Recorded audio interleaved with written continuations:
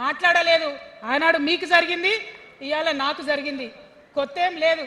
కేసీఆర్ కోసం, TRS party కోసం, ఆనాడు తెలంగాణ ఉద్యమం కోసం ఇండ్లు అమ్ముకొని, భూములు అమ్ముకొని, ప్రతి ఊర్లో టిఆర్ఎస్ కండువా వేసుకొని పోరాటం చేసినటువంటి కార్యకర్తలు ఎక్కడున్నారు ఇవాళ?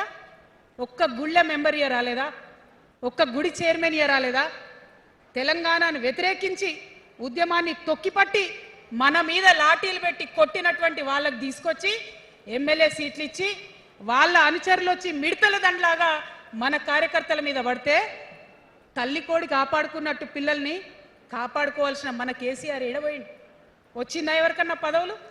ప్రతి సంవత్సరం రాష్ట్రం మొత్తంలో పోస్టులు నింపితే 6,000 పైచీలకు నామినేటెడ్ పోస్టులు వస్తాయి తెలుసా?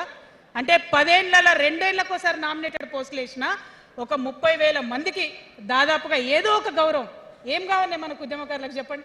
ఏం కావాలి? కండువా వేసుకొని పిచ్చోళ్ళ లెక్క తిరిగినందుకు, మన ఇంటోళ్ళని ఇడిచిపెట్టి తిరిగినందుకు ఇంత మర్యాద కావాలి. మా సార్ నన్ను గుర్తుపట్టిండా, మా పార్టీ నన్ను గుర్తుపట్టింది, నాకేదో చిన్న పదవి ఇచ్చిరని చెప్పుకుంటే ఒక మర్యాద ఉంటుంది. వచ్చిందా మనకు ఆ మర్యాద? ఎక్కడన్నా వచ్చిందా? ఆనాడు అవహేళన చేసిర్రు, పార్టీలకు వచ్చి మళ్ళీ అవహేళన చేసిండ్రు. అంటే ఎప్పుడైతే అధికారం వచ్చిందో అప్పుడు అమ్మతనం పోయింది, ఎప్పుడైతే అధికారం వచ్చిందో అప్పుడు మమకారం పోయింది. అందుకే అంటున్నా, ఆయన మన కేసీఆర్ కాదు, మారిన కేసీఆర్, మరబొమ్మ లాంటి కేసీఆర్. కాబట్టే ఇవాళ నేను నిలబడి యుద్ధం చేస్తా ఉన్నా. ఈ గడ్డకు ఈ తెలంగాణ రాష్ట్రానికి ప్రాణాలు అడ్డం పెట్టుకొని మన ప్రజలను కాపాడాల్సినటువంటి వ్యక్తులు కావాలి, అటువంటి సైన్యం కావాలి. సైన్యం అయిదామా? సిద్ధంగా ఉన్నారా? ఎట్లయితే ఉద్యమం అప్పుడు కడుపు కట్టుకొని కాలు కట్టుకొని పనిచేసినామో ఇప్పుడు అట్లా పనిచేయాల్సినటువంటి అవసరం ఉన్నది. ఇవాళ ఒక్క పాలమూరు రంగారెడ్డి కాదు, కాళేశ్వరంలో జరిగినటువంటి అవినీతి ఒక మాట ఆలోచించాలి. మన కేసీఆర్ అయితే ఏమన్నాడు అప్పుడు ఉద్యమంలో? నా బిడ్డ కానీ నా కొడుకు కానీ తప్పు చేస్తే తీసి పారేస్తా పార్టీలోకి వెళ్ళన్నారు. ఇవాళ నేనేం చేసిందే మీకు తెలియదా? నేనేం చేసిన? కాళేశ్వరంలో అవినీతి జరిగిందన్నమాట చెప్పిన.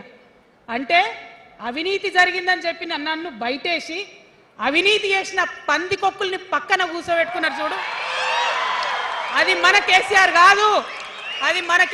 కాదు. ఆత్మలేని మరబొమ్మ ఇప్పుడున్న కేసీఆర్. మన కేసీఆర్ కాదు. మన కేసీఆర్ అయితే కళ్ళెత్తి చూసే ధైర్యం ఉండకుంటుండే, కాళ్ళు మొక్కేటటువంటి తత్వం ఉంటుండే. ఇవాళ అది మన కేసీఆర్ కాదు. కాబట్టే ఎదురుగా నిలబడి కొట్లాడతా. నాతో కలిసి వస్తారా? సిద్ధమేనా? ఇవాళ బీఆర్ఎస్ పార్టీ చేస్తున్నటువంటి అనేక తప్పులు, అనేక అంశాలు ఉన్నాయి. ఒకటి కాదు, రెండు కాదు. ఇది ప్రారంభం మాత్రమే. మొదలు పెట్టినాం, జస్ట్ ఇల్లలికినాం. In front there is crocodiles festival. తర్వాత చాలా చెప్పేది ఉంది, అప్పుడు చెప్దాం. ఇప్పుడు ఏం జరుగుతుంది ఈ రాష్ట్రంలో? ఒక కర్కోటకుడు ఆయన పరిపాలన జరుగుతుంది. బాధ అనిపిస్తుంది ఒక పొలిటికల్ లీడర్ని కర్కోటకుడు అనాలంటే. కానీ అనక తప్పని పరిస్థితి.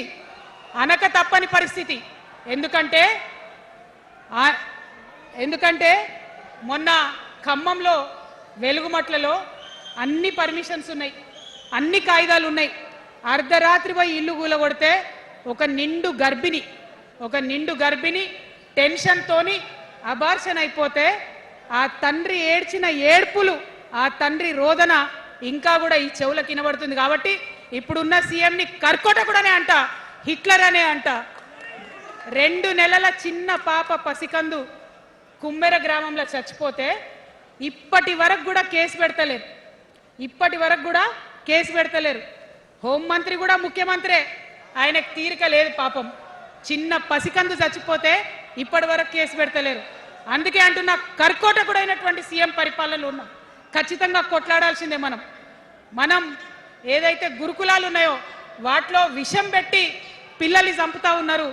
అయినా సరే విద్యాశాఖ మంత్రిగా ఉన్న సీఎం మాట్లాడతలేడు.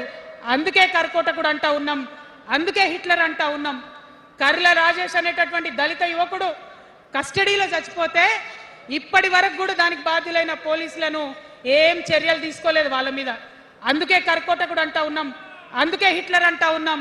పిడికిలి బిగించి ఇప్పుడున్నటువంటి రాక్షస కాంగ్రెస్ పైన ఖచ్చితంగా కొట్లాడతాం, అందరికన్నా ఎక్కువ కొట్లాడతాం.